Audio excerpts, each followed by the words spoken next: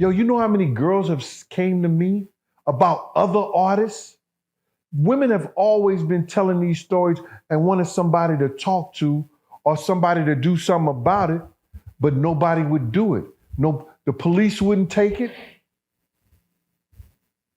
You understand? Lawyers wouldn't take it. Now lawyers see a paycheck. They taking it.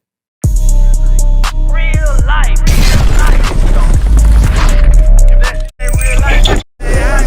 It ain't real life. Just ain't real life. Street stars. You know what time it is. So it's public knowledge that multiple women have come out with accusations against Diddy, whether it be physical abuse, sexual abuse. However, why do you think that women are now coming forward and making it public about what they may have experienced with him in a way that they didn't back then, late 90s, early 2000s? I don't believe that. I believe that women have been coming out, but nobody was listening. You understand? Nobody wanted to hear it. Did you hear that guy Van from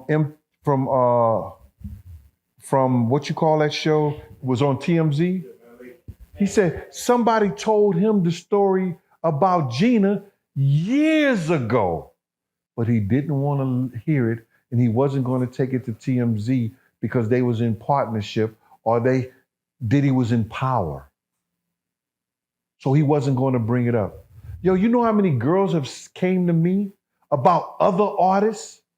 Women have always been telling these stories and wanted somebody to talk to or somebody to do something about it, but nobody would do it. No, the police wouldn't take it. You understand? Lawyers wouldn't take it. Now lawyers see a paycheck. They taking it. And that's what it's about. Women have always been talking about it.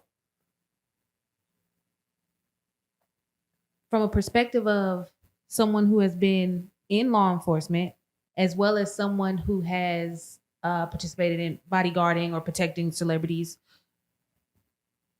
what is it about men who are celebrities and abuse? Like, why is that so? Do you feel like it's so common that women are like, hey, these celebrities are abusers, they're sexual assaulters? Why is there such a connection with that in such abundance, do you feel? If I was to speak on a personal level, which I can only say on a personal level, it has to do with money. You understand? See, they learn, if you notice, those people learn from a different aspect. Remember the song Money, Power, and Respect? They got that money, which they thought they had power and they should have respect. But we learned, if you learn from where I came from, and if you from any hood in America, you got to get the respect first, which give you the power.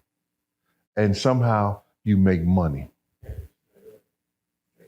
You understand? They got it ass backwards.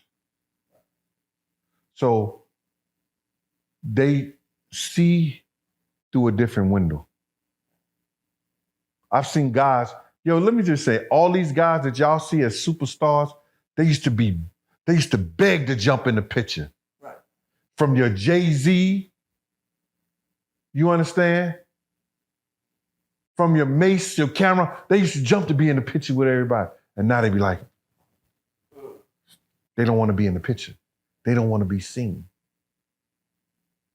Used to have them at the door, begging to get in. Now, they send their PAs, they send their publicists, yo, make sure I just walk in. I ain't waiting on no line. That money does a lot of strange things. You ever heard a thing? You'll do a little strange for a little change? Right. That's how they go. Being the background of the law enforcement, right? Right. Is Diddy going to jail? I think that the easiest thing to do is to get somebody on some money laundering. Did he have over 18 companies that he was dealing with? he put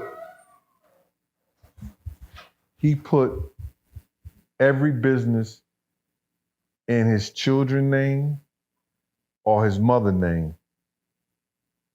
I don't think any of those businesses are straight into his name. So it's got to be some shadiness going on somewhere. The government wouldn't ask for all the IRS papers. You understand? All the tax papers for the last 3 years of any of his companies if they didn't think something was going on. You understand? So if he doesn't go for any of the assaults or something like that, I don't know.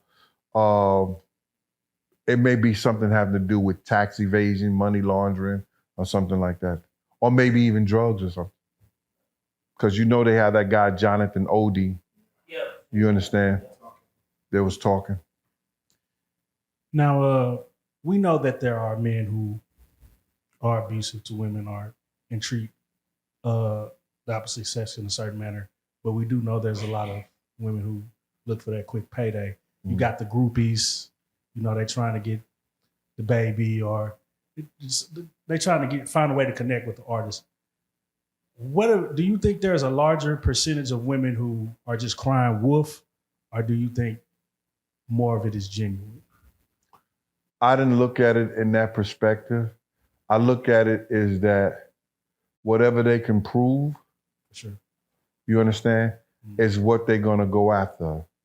You know, you had a young lady said, this man beat me till I lost my baby, punched me in my head, kicked me in the stomach. And nobody believed her. Gina. Mm-hmm. She got on Tasha K saying the whole story and nobody believed her.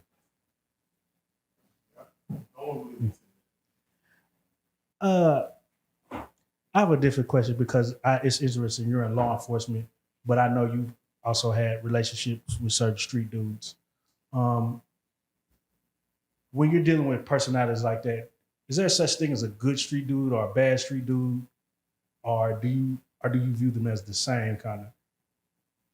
Bruh, I'm a street dude that just went to college, got my degree, got a good job. You understand? Right. I could tell you that the light pole was my lamp and the curb was my pillow. But that don't mean I have to do what people who make their living in the street do. Right. And you have individuals that'll sit here and have a conversation with you and have fun and joy, and then they'll leave somebody's head on the stoop. You got dudes that'll make that money and hustle hard like he was a 9 to 5, working 12 hours a day, and blow that 50,000 on a chain, a ring, a car, or throwing it up at the strippers. Your character has more to do with how you was raised, who you respect. You understand? Yeah. So to say street dudes, I met doctors that were street dudes. I met lawyers that were street dudes. Now, you're a pretty big guy. You probably could have had your way in the streets. Probably could have made a lot of street money. What made you decide law enforcement, and what made you go that route? Well, I was an investigator for child abuse. Right. I worked in the schools before I first came out. I worked with the youth, and I'd rather have a slow nickel than a fast dollar any day. Amen. I'm glad. Ain't nothing wrong with a slow nickel, brother. A slow nickel build communities. A slow nickel keep you home with your girl. A slow nickel, you understand, gives you situations like you have right now. No, it's Real life. If that shit ain't real life, it ain't real life.